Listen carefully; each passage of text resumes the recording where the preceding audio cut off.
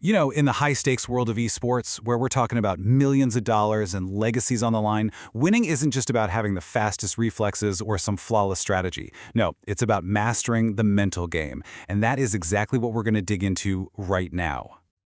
So what is it that lets one player hit an absolutely impossible shot in the final round, while another player just crumbles under that same pressure? Well, the answer, as we're about to see, it's not in their hands, it's not in their mouse or their keyboard, it's all in their head. Because here's the thing, before you can even think about outplaying your rivals, you have to conquer that opponent that lives inside your own mind. So we're going to start by zooming in on the individual, and then we'll pull back to see how all these ideas apply to the really complex dynamics of a championship-winning team. Every single pro player knows this feeling deep down. Yeah, the battle on the screen is intense for sure, but the real war, the one that truly matters, is fought internally, against all that doubt, that fear, and that crushing pressure. And that's the battle that usually decides who's taking home the trophy. All right, so let's start by really dissecting that internal battle. The two biggest forces you're dealing with are stress and anxiety. Now, they might sound kind of similar, but trust me, understanding the difference is the first step to getting them under control. Okay, first up, stress. Just think of it as your body's built-in alarm system. It goes off whenever it faces a demand, like, say, a 1v3 clutch situation to win the game. It's a pretty general response, and believe it or not, it isn't always a bad thing. See, stress comes in two flavors. You've got eustress, that's the good stuff. It's the excitement that actually sharpens your focus and helps you play at your absolute peak.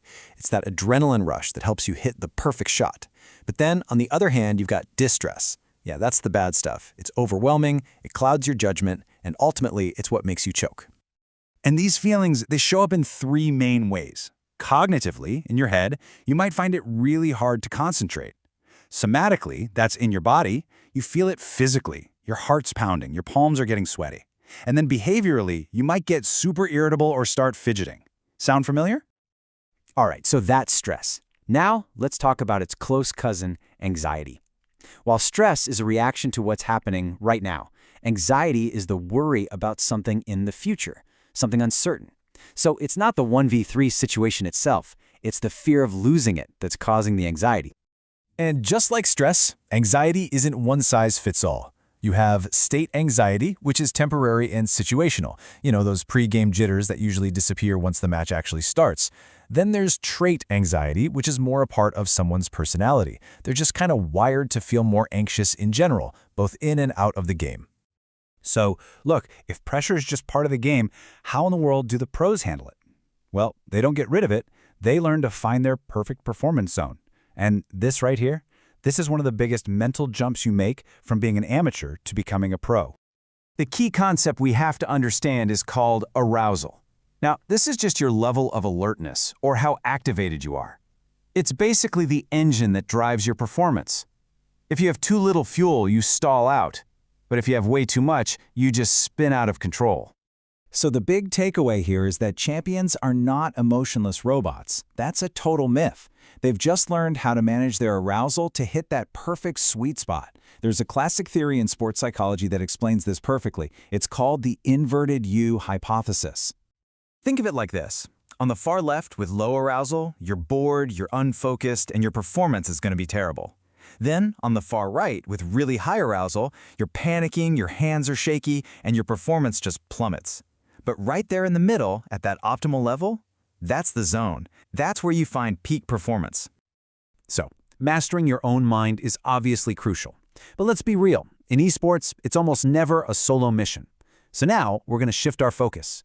We're going to zoom out from the individual and look at the team, because even a roster of 5 mentally tough players can totally fail if they can't function as one single unit.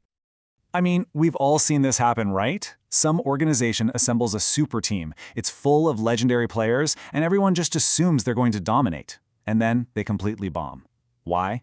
It's because individual skill does not automatically create team success. Teamwork is its own, totally separate and absolutely critical skill. There's actually a simple but really powerful way to understand this. It's called Steiner's model of group effectiveness, and it basically gives us a formula for why teams so often fall short of all the hype. So here's the core idea. You start with the team's potential productivity. That's the best they could possibly be if everything went perfectly. But You then have to subtract all the messy stuff, what we call faulty group processes, things like bad communication, no coordination, personality clashes, you name it. What's left over? That's their actual performance on game day. And one of the most common faulty processes has a great name. It's called the Ringelmann effect, or what most people just call social loafing. It's this really fascinating but also frustrating tendency for people to just put in a little less effort when they're working in a group. Why? Because everybody kind of assumes someone else will pick up the slack. Here's how it breaks down. The classic study was a tug of war. When you're pulling a rope all by yourself, you give 100%. But add a second person, and your individual effort actually drops to about 93%. In esports, this could be the one player who doesn't communicate an enemy's position because he assumes that somebody else probably saw it. And that tiny mistake can cost the entire round. Okay, so if all these faulty processes can totally sink a team, how do the great ones overcome them? Well, it's not magic. They don't just sit around and hope for good chemistry. They actively build a structure for success. See, teams evolve through these really predictable stages. They start by forming. That's the honeymoon period. Then comes storming, and this is the conflict phase. Arguments happen, disagreements, and a lot of teams actually die right here. But the good ones, they push through it to norming, where they set rules and roles. And then finally, they reach performing, where they operate like a well-oiled machine. And the glue that holds these high-performing teams together is something called cohesion. It comes in two essential types. First, you have task cohesion. That's all about the mission. Is everyone completely aligned on the strategy to win? Then you have social cohesion, and that's about the relationships. Do the players genuinely respect and trust each other as people? You absolutely need both to survive the pressure of a long season. And this is where great leadership just changes everything. Take this quote from the legendary CSGO leader Fallen.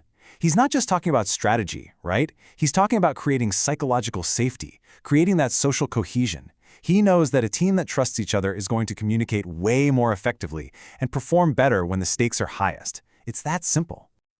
So, as we've seen, the mind is the ultimate battleground in esports. From managing your own arousal to navigating those tricky team dynamics, the psychological game really is everything. So, that leaves us with one final question for you. Whether you're on a professional team or just playing with your friends, what's the weakest link in your mental game?